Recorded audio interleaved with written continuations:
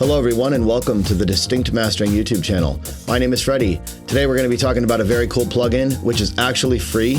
It's by Tal and it's called the Tal Chorus LX. Let's get right into it. Okay, so as I said, this is a free plugin. You should go and get it. It is a recreation of the chorus from the Roland Juno 60 keyboard. So it's a vintage style chorus. It's super cool. I love it. I use it quite often and I recommend you go get it. The link is down below for you to go download that. I'm just going to show you what the sine wave sounds like without the Tal chorus for now.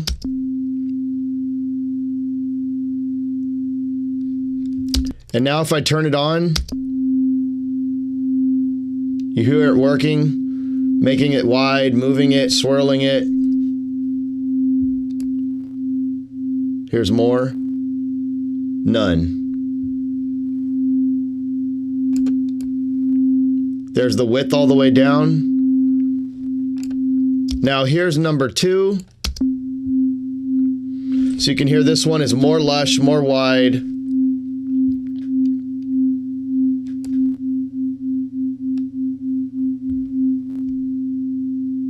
It really adds a nice warmth and character.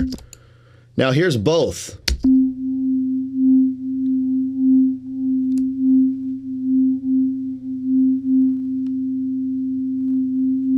Now if you shut them both off, you get nothing. So right down the middle, you're getting just basically your dry signal. And then when you go 100% wet, you lose it because you have nothing on. Now, if it's too wide, just drop your width and you can get your width to flavor. And it's just a super cool plugin to use on a lot of different things. You can try it on instruments, vocals, synths, you know, whatever floats your boat. Give it a shot. Okay, moving over to Plugin Doctor, I just wanted to show you what this thing looks like under the hood. As you could see, when it's off, you get nothing. And as you increase the wetness, notice when it gets 100% wet, it almost gets like it's back in phase almost. It's like the movement is almost symmetrical, or, you know, versus this. It's just moving around like crazy. Now, it still looks symmetrical when you do that, but it's just interesting to me. And then when you bring the width down, notice what happens. And then bringing in number 2, it just gets crazier again. So you can see kind of what's happening to the frequency spectrum when you're using this plugin. Here's just 2 by itself. Yeah, so this is the Tal Chorus LX in Plugin Doctor. Now I just want to go back to my Ableton session and talk about mono compatibility real quick, because this is the type of plugin that you should be paying attention to this. And if you notice, at 100% wet just on number 1, I'm barely dipping out of phase. At number 2, it's going out of phase. So you want to hit your mono button on whatever bus control you're using or anything that can sum your left and right to mono so you can see how it sounds. You need to check this. You see that it's still there, but it's losing a little bit of its width, but it's waving in and out of volume. Obviously, there's no width to it because it's in mono, so it's just been collapsed. And you can see what's happening is I'm not really losing it. I'm losing a little bit of power here and there, which kind of probably correlates to what you just saw in the Plugin Doctor.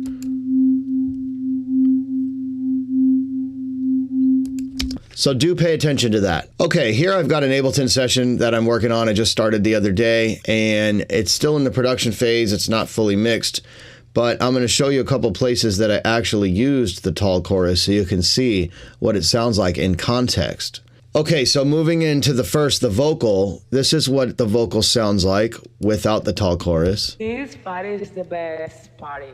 And then adding it. This party is the best party. This party is the best party. So you can see it gives it some character and some width. I'll go ahead and play that back a little bit more. This party is the best party.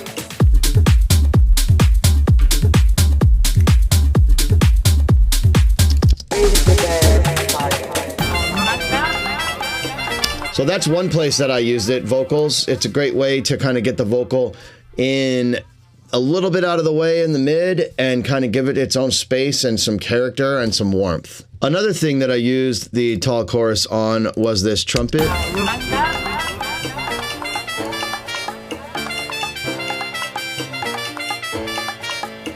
This party is the best party. So let's turn it on now. That was completely without the Tal chorus. And off.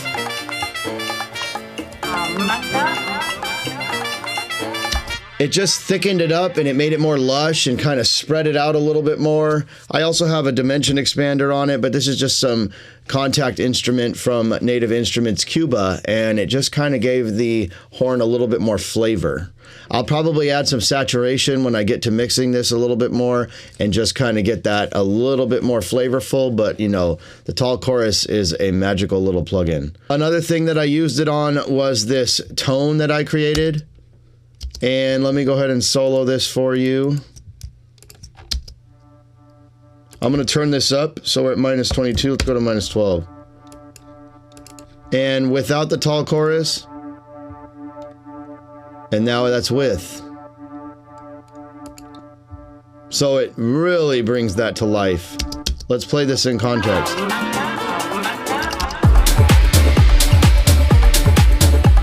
Remember, it was at minus 22. Just back there, you know.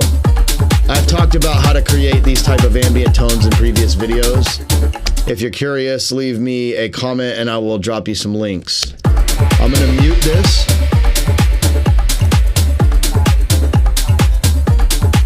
And turn this up.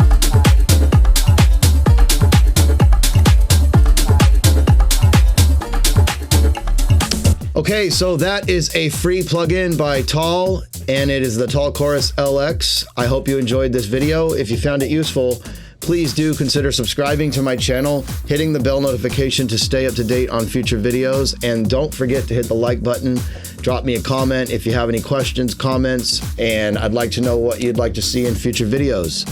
I'd also like to know if you'd like to see some live streams. We're going to be launching some of those here soon. Let me know in the comments. Please hit me up.